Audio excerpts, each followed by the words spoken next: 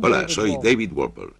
No es ningún secreto que la política puede ser algo muy sucio, pero Joseph Stalin y Nikita Khrushchev convirtieron la intimidación, el engaño y la traición en un arte. Stalin, por supuesto, fue más lejos aún. Llegaría a matar a millones de sus compatriotas en su paranoica obsesión por conservar el poder. Pero también él era humano y sabía lo que es el miedo. Miedo a un hombre llamado León Trotsky. Trotsky era el líder que había inspirado la Revolución Rusa y se le consideraba como el legítimo heredero de Lenin. Pero cuando Lenin murió en 1924, Stalin obligó a Trotsky a exiliarse hasta el fin de sus días. Sin embargo, su mera existencia no dejó de obsesionar a Stalin. Nikita Khrushchev encontraría su chivo expiatorio en la persona de Imre Nagy, líder de la Hungría rebelde. Sin embargo, a diferencia de Stalin, Khrushchev decidió aplastar inmediatamente a su enemigo. Pero antes, veamos el enfrentamiento de Stalin contra Trotsky para adueñarse de los frutos de la Revolución Rusa. Hora tras hora, día tras día, con unas temperaturas de 20 grados bajo cero, van llegando ucranianos, mongoles y siberianos. Durante 5 días, millones de personas desfilan por la Plaza Roja. La nación rusa está de luto.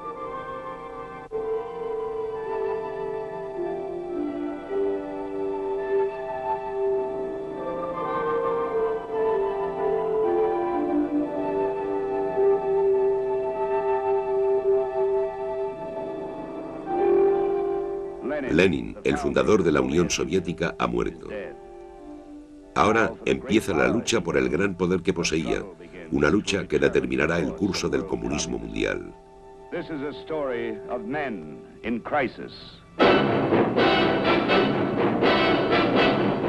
Poder contra poder.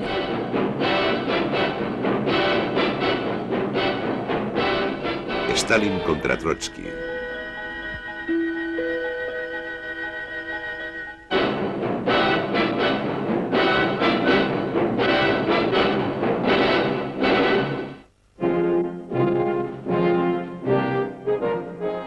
En 1940, la Unión Soviética cuenta con el ejército más poderoso del mundo. Y durante 2 décadas, el ejército y la nación han sido dirigidos por un solo hombre, Joseph Stalin, dictador absoluto de 200 millones de personas, soberano de un imperio que abarca 2 continentes.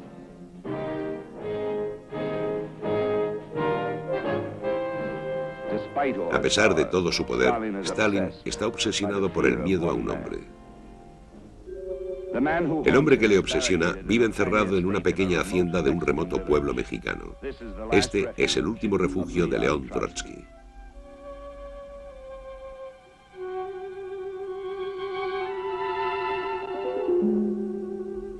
Expulsado del Kremlin, ha huido atravesando Europa y Asia. Despojado de su ciudadanía, su poder y su patrimonio, solo sueña con lo que podía haber sido, ya que una vez, hace mucho tiempo, estaba destinado a dirigir el destino de Rusia. Fue el profeta de la revolución que trataba de romper el yugo del zar. En 1900, la nobleza rusa vive en un mundo aislado, impasible ante la miseria y la pobreza de millones de rusos. La única preocupación de la familia real es librarse del aburrimiento de la vida en la corte por medio de pasatiempos infantiles.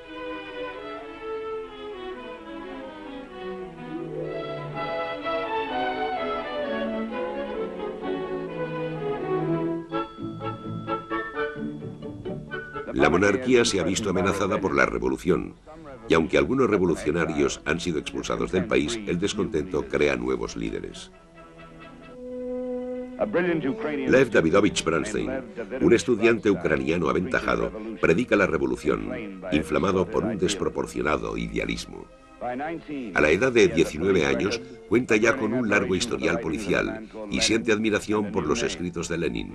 Ahora es que hace llamar León Trotsky.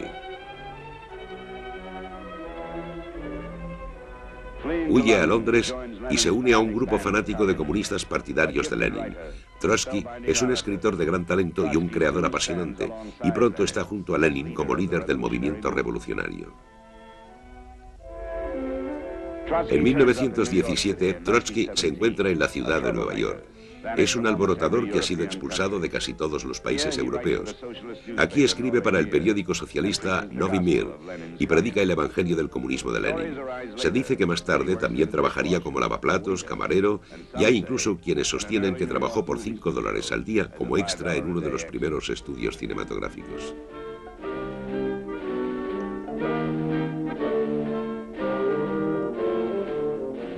En Rusia, el nombre de un oscuro comunista aparece habitualmente en los ficheros de la policía.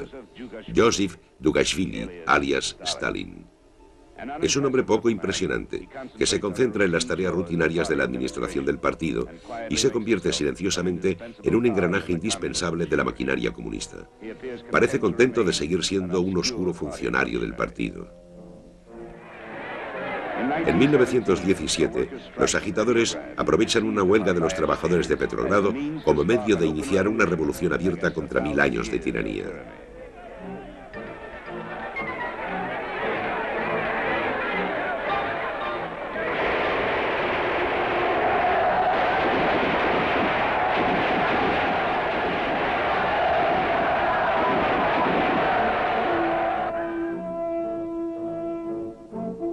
En 7 días acaban con el imperio zarista.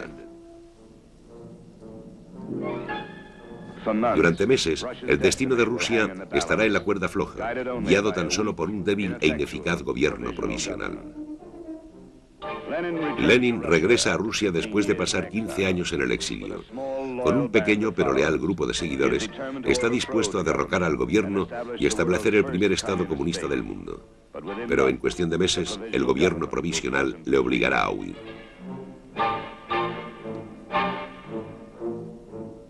León Trotsky toma el mando de la conspiración.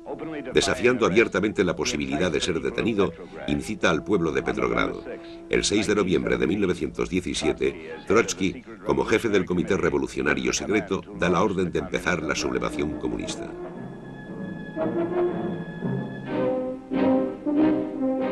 Divisiones enteras desertan del ejército y se unen a la causa comunista. Campesinos y obreros se alistan en el ejército de Trotsky. Con el tiempo, llegará a encabezar una fuerza de 5 millones de hombres.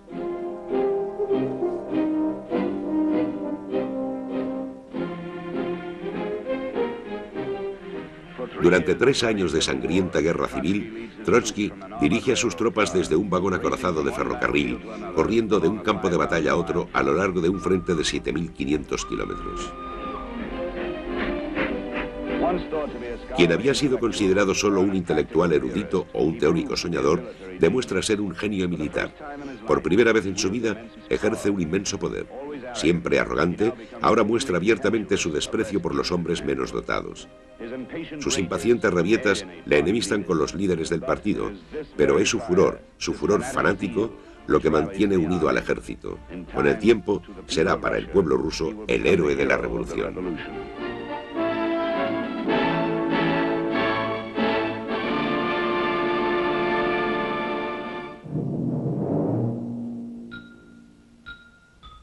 Sin embargo, entre los líderes del Kremlin es considerado como una amenaza. A los principales oficiales soviéticos se les insinúa que un hombre arrogante con un ejército de 5 millones de hombres es peligroso. Los rumores contra Trotsky son estimulados por un oficial del partido tranquilo y de apariencia vulgar, Joseph Stalin. En 1923, en Rusia, la monarquía zarista había dejado paso a la dictadura de Lenin. Pero su vida, consagrada a la revolución, toca su fin. Sufre una enfermedad tras otra. Aunque todavía es un símbolo para el pueblo, Lenin, enfermo, no tiene fuerzas para detener el cada vez mayor complejo de agencias gubernamentales y organizaciones del partido y delega las funciones rutinarias de la burocracia a un discreto secretario del partido, Joseph Stalin. Moscú es el centro de la Unión Soviética, escaparate del comunismo. Aquí, los burócratas del partido constituyen la nueva nobleza rusa, e igual que sus predecesores, también ellos viven en un mundo aislado.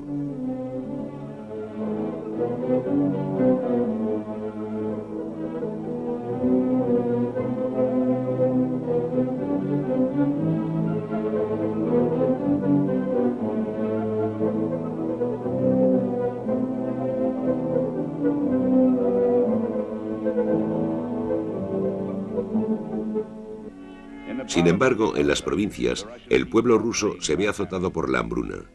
Más de 6 millones de rusos mueren de hambre, pero el campesino es sacrificable. El sistema soviético depende del obrero industrial. Escuadrones comunistas de requisa rondan por los campos, confiscando las escasas cosechas para alimentar a las ciudades. Se extiende entonces un odio abierto y un fuerte resentimiento contra el gobierno. Estamos hartos de Lenin y de la carne de caballo, dicen los campesinos. Danos al zar y carne de cerdo. En Georgia, lugar de nacimiento de Joseph Stalin, la miseria del pueblo amenaza con convertirse en una rebelión desesperada contra el régimen rojo. Y ahora, por primera vez, Stalin muestra el poder que ha adquirido silenciosamente como secretario del partido. Autoriza represalias en masa contra los campesinos rebeldes de Georgia y aplasta la revuelta con el terror, la violencia y el asesinato.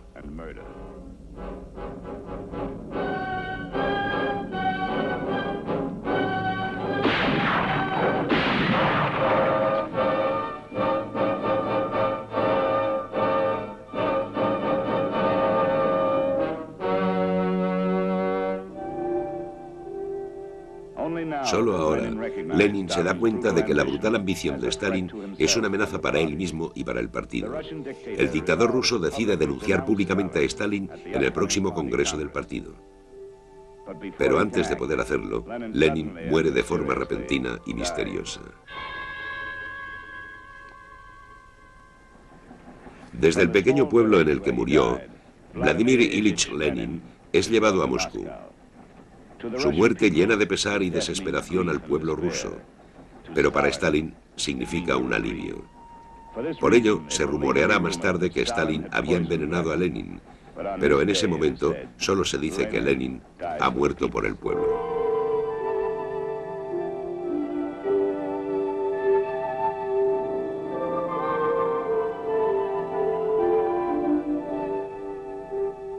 Stalin aún no se ha librado de la ira del dictador. En el testamento secreto que deja su esposa, Lenin exige la destitución de Stalin y nombra a Trotsky como único heredero. El testamento debe ser hecho público en el Congreso del partido.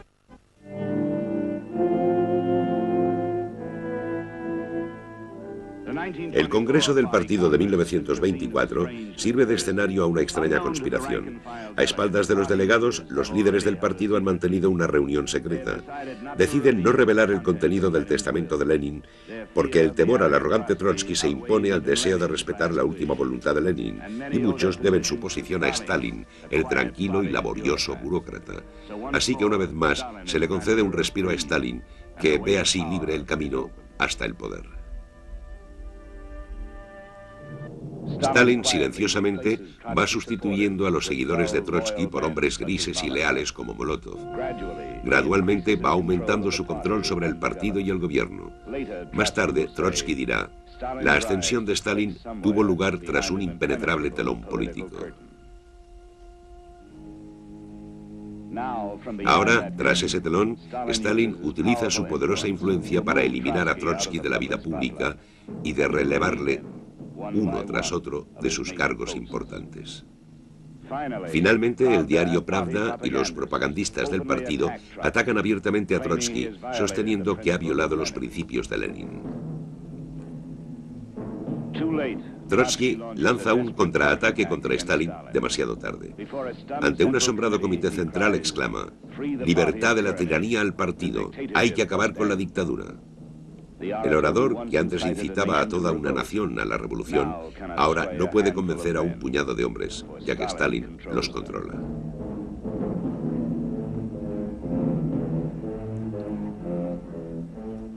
Trotsky es condenado. Se exige su expulsión. La violenta reunión se convierte en un caos cuando uno de los líderes del partido se desploma repentinamente y muere de un infarto de miocardio. Tan fogosa ha sido su denuncia de Trotsky.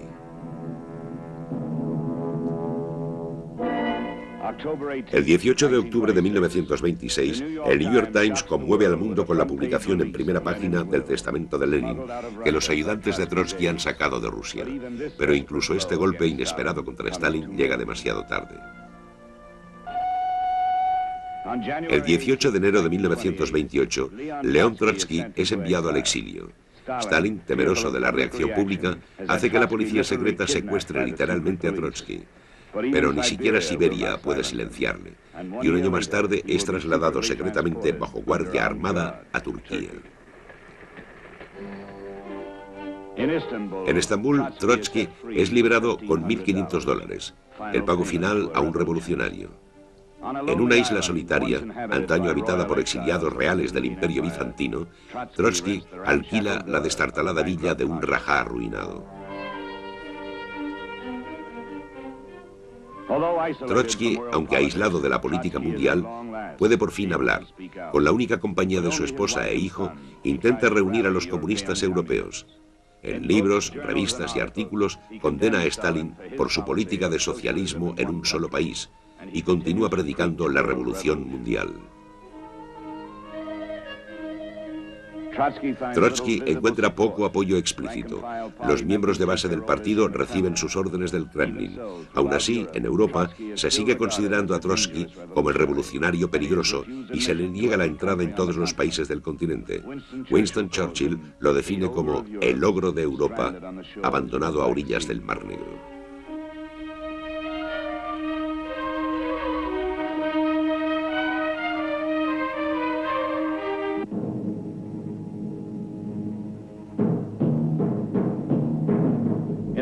En el mundo comunista, Joseph Stalin es el dirigente supremo y un dictador puede crear su propia leyenda. Stalin determina lo que el pueblo debe creer. Para satisfacer sus deseos, cambiará el pasado. Una de las primeras cosas que hace es borrar a León Trotsky de la historia comunista. Trotsky, el hombre que ocupaba el segundo lugar después de Lenin, desaparece de los archivos, los libros y las fotos de la Unión Soviética.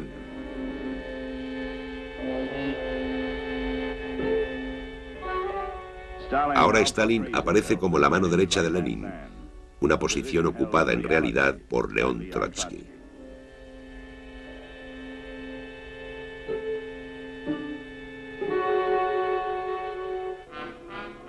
Stalin se cobija bajo la leyenda de Lenin. Se escucha una nueva consigna. Hoy Lenin es Stalin.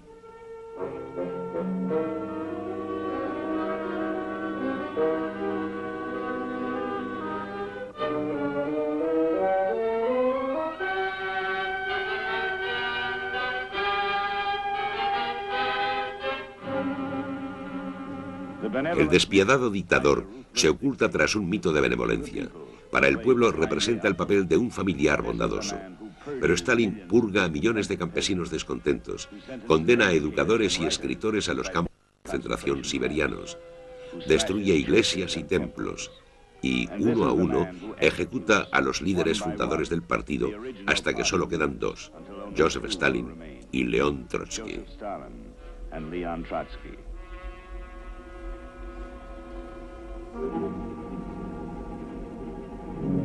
En 1932, después de 4 años, Trotsky logra por fin escapar de su exilio en la isla. Ha recibido un visado de una semana para dar una conferencia en Copenhague. Se detiene brevemente en Pompeya, camino de Dinamarca, pero Italia, como la mayoría de naciones europeas, no le permite quedarse. Finalmente encuentra asilo en Francia, donde un gobierno socialista acaba de acceder al poder. Pero su presencia debe mantenerse en secreto.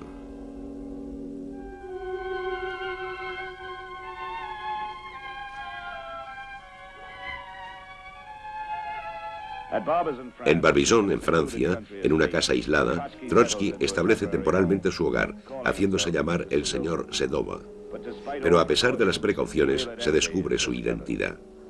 Ahora, toda la facción política francesa exige la expulsión de Trotsky, y el inestable gobierno no puede negarse.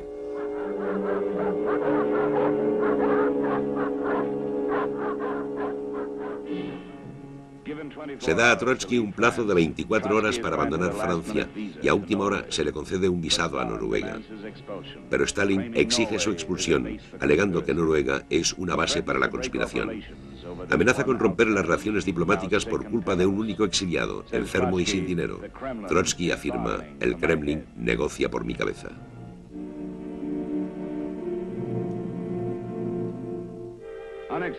Inesperadamente, Trotsky es detenido, llevado a bordo de un carguero y deportado por un intimidado gobierno noruego.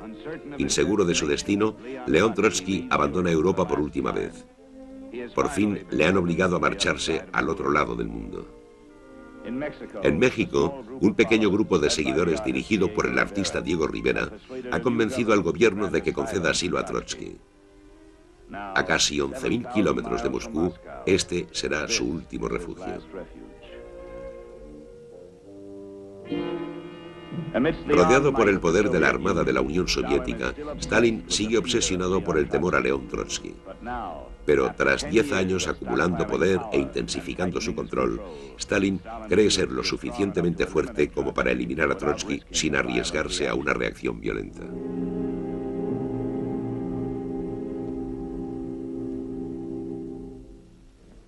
Ordena que se celebre una espectacular parodia de juicio. El principal acusado es León Trotsky, ausente. Se le acusa de fomentar la contrarrevolución, maquinar asesinatos y dirigir sabotajes. Por estos delitos, Trotsky es sentenciado a muerte. Un grupo de comunistas americanos establece una línea directa con México para escuchar la respuesta de Trotsky a las acusaciones de Stalin, pero los cables se cortan misteriosamente y su mensaje nunca llega a Nueva York. Una vez más, León Trotsky no es escuchado.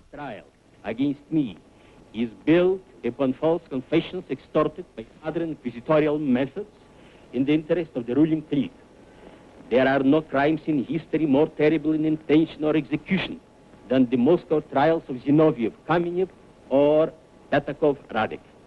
His trials developed not from communism, not from socialism, but from Stalinism. That is from the irresponsible despotism of the bureaucracy over the people. Trotsky sabe que vive bajo la sentencia de muerte de Joseph Stalin. Comienza cada día con la misma broma siniestra. ¿Lo ves? Anoche no nos mataron.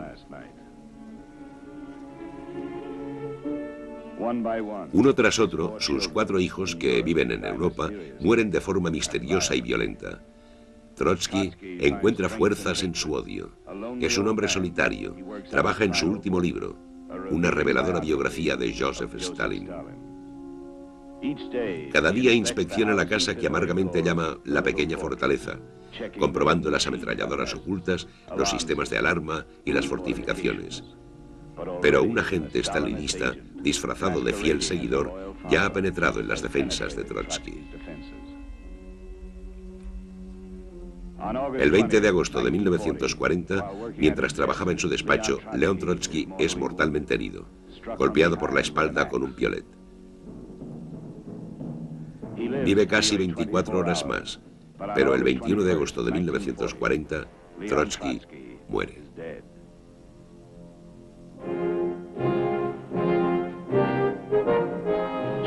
Ahora Joseph Stalin no tiene rival. Su poder supera al de Julio César, Gengis Khan, Alejandro Magno y Napoleón. Su imperio se extiende por 1/6 de la tierra, y en todo el mundo, hombres de distintas naciones le profesan lealtad. Y Stalin seguirá rodeado de seguidores leales y sumisos, como Nikita Khrushchev, un hombre poco impresionante que parece contentarse con seguir siendo un oscuro funcionario del partido.